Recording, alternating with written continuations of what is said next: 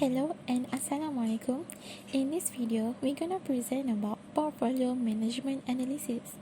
In our group, we consist 5 members, which is myself, Nizari Sofia binti Halimi as a leader, Nur Shazwina Azrin binti Nur Herman, Nur Hazila binti Muhammad Afni, Muhammad Zikri Daniel bin Zainal Rashid, and Muhammad Muammar bin Sadali. Hi, Assalamualaikum and Salam Sejahtera. My name is Muhammad Zikri Daniel bin Zainal Rashid and I am from JBA 1145H. So in this video, I will explain about the introduction of portfolio management, just the short one, which is the chapter 1 of portfolio management subject. Okay, so portfolio management is the aim of managing different security within portfolio which address investor need to achieve investment objective in order to obtain a suitable return percentage in line with the risk portfolio management in the portfolio defined as the management of investment pool. Furthermore, there is some risk that for particular share we have to settle on the portfolio. The collection of the portfolio share therefore diversity and maximize return on investment. Hello, I'm Hazila and I'm going to talk about the security analysis that we choose. And for the first stock that we choose is Maxis Berhad. Maxis Berhad was first founded in 1993 and the headquarters is currently located in Kuala Lumpur, Malaysia. Maxis Berhad operates as a mobile and communication service operation in Malaysia. For the calculation part, average return for Maxis Berhad from 2014 to 2019 is 1.1945%, and for the variance it is 43.3929%, and for the standard deviation is 6.5873%, and for the coefficient of variation is 5.5148%. Next, the second stock is Sparzer Berhad. Everyone knows Sparzer as a Malaysian best-selling natural mineral water.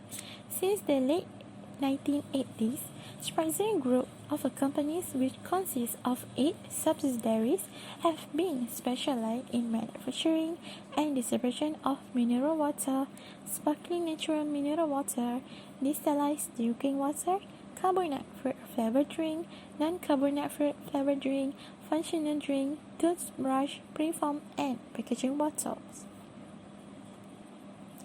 The director of Sparzer Berhad stated that, in their opinion, the accompanying financial statements are drawn up in accordance with Malaysian financial reporting standards, international financial reporting standards, and the requirement of the Companies Act 2016 in Malaysia, so as to give a true and fair view of the financial position of the group and of the company as of December 31, 2018, and of the financial performance and the cash flow of the group and of the company for the year ended on that date. Hi, Assalamualaikum. My name is Muhammad Sadali. I'm from JBA 145H and I'm going to present about what have them done. So the first one is the stock, about some briefing about stock I have chosen, which is I chose FGV Holding Berhad or Felda Global Ventures Holding Berhad. So it's a Malaysian-based global agricultural and agri-commodities company with worldwide operation.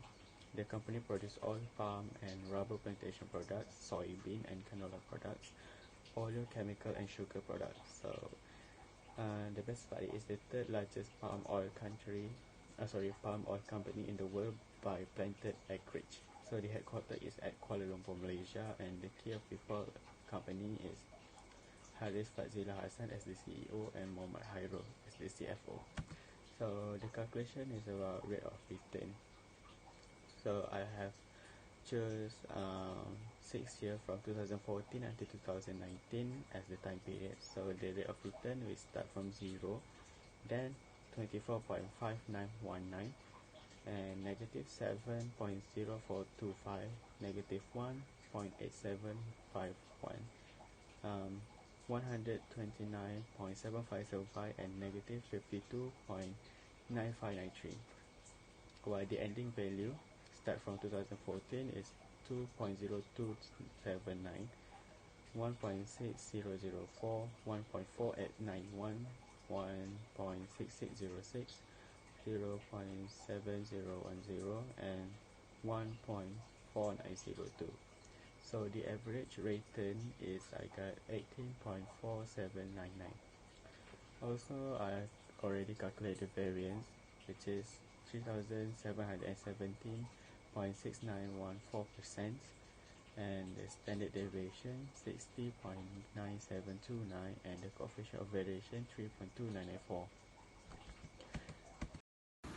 Next is stock number 4, which is Hartalega Holding Berhad. For Hartalega, it is the world's biggest manufacturer of nitrile glove, making 14 billion gloves annually. It exports to Americas, Europe, Middle East, as well as Asia Pacific. It is the first company to introduce a soft, stretchy nitrile glove, emulating the natural properties of natural latex rubber. And the company's vision is to become the top 1 glove company that manufactures and offers the world's finest and most creative glove, and to be known to the community and the environment as a caring company.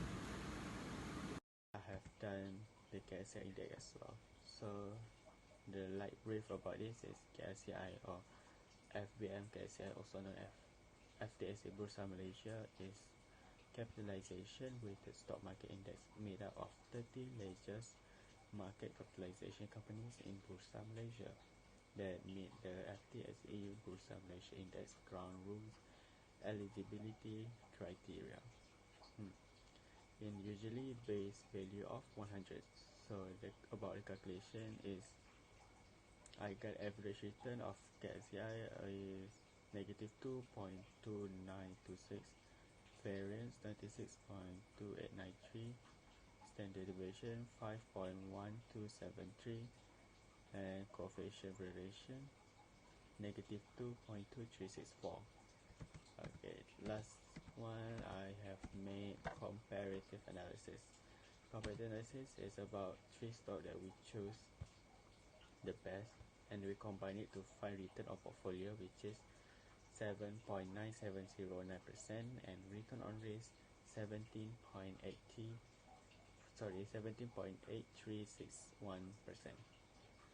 And then we compare it to KSCI return on portfolio, negative 2.2926%, and return on risk for KSCI is 5.1273%.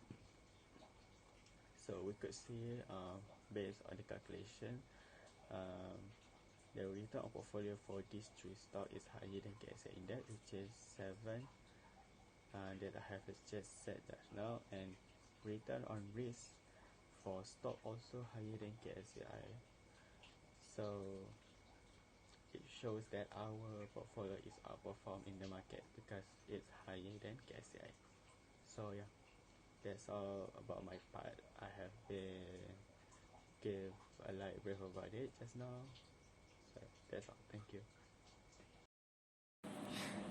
Next, I'm going to explain Chapter 3, which is Portfolio Analysis. The security analysis has been performed for stock 1, 2, 3, and 4. The analysis shows that CV for stock 1, 2, and 4 is lower risk to compare with stock 3 and 5.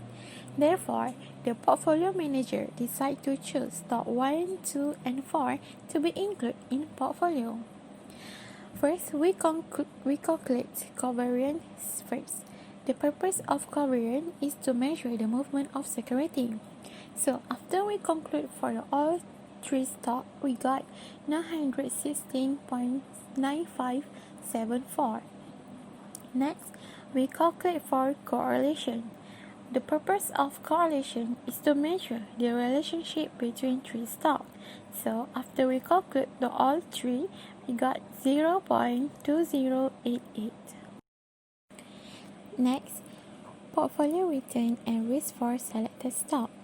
The portfolio manager has picked three securities to be included in the fund with a weightage of 40%, 35%, and 25% for stock 1, 2, and 4.